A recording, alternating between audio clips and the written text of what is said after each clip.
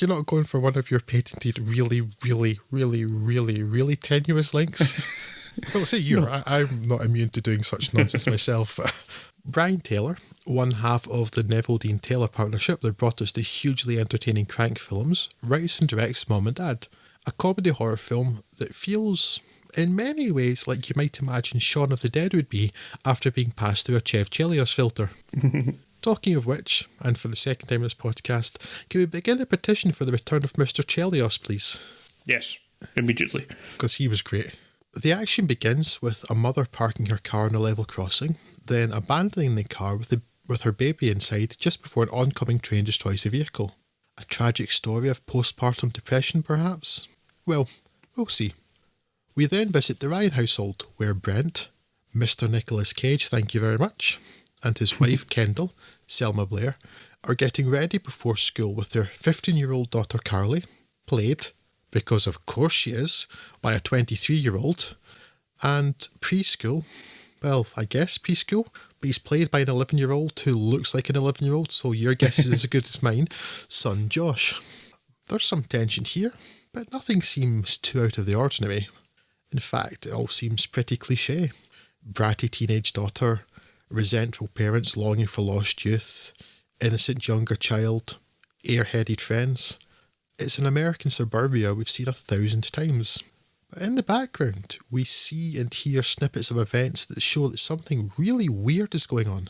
Some mysterious phenomenon is having an effect on people not dissimilar to that seen in many zombie films.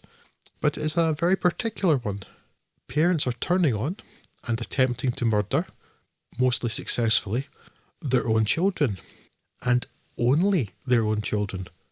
They're perfectly friendly and normal towards everyone else.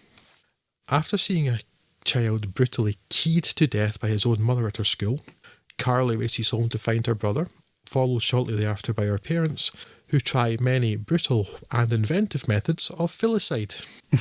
And that's it, really. Dizzying editing and flashbacks that will be familiar to anyone who's seen other Neville Dean Taylor joints. Gore, over-the-top action, a small but great role for Lance Henriksen, and a wisely deployed Nicolas Cage, who the director has gradually turned up to all the Nicolas Cage by the film's climax.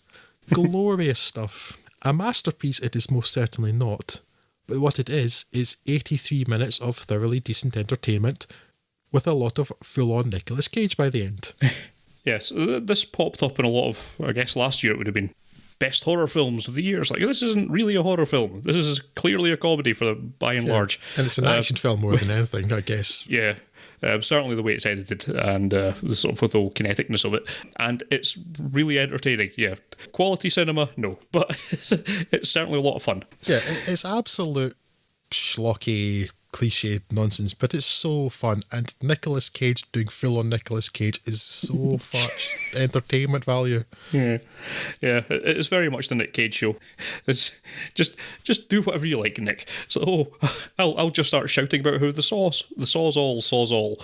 Yes, because it saws all. Well, frothing at the mouth. Yeah, to give it its due, it's actually quite an inventive setup, and the whole first act, as you say, it does kind of quite well at sort of not playing all of its cards on the table at once. There's a bit of, maybe not exactly suspense, but there's a bit of intrigue as to what actually is going on before that basically just gets dropped as a plot strand that doesn't have any particular further interest in, and then just goes on full on mental by the end of it. And it's 83 minutes of incredibly entertaining movie making. Yes, absolutely recommended. I really loved it. Yeah.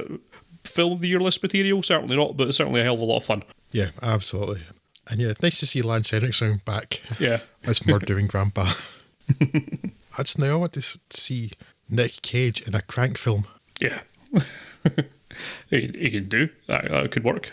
Nick as an antagonist in Chev Chelios getting that could work. I think that's we'll start writing that, and I'm sure Nick Cage would appear in it because he's Nick Cage. That's more or less what he'll do. Yes. How many films is Nick Cage doing a year? All. It's like, all all films. of the films. Yes, that's right. Nick Cage is in all of the films.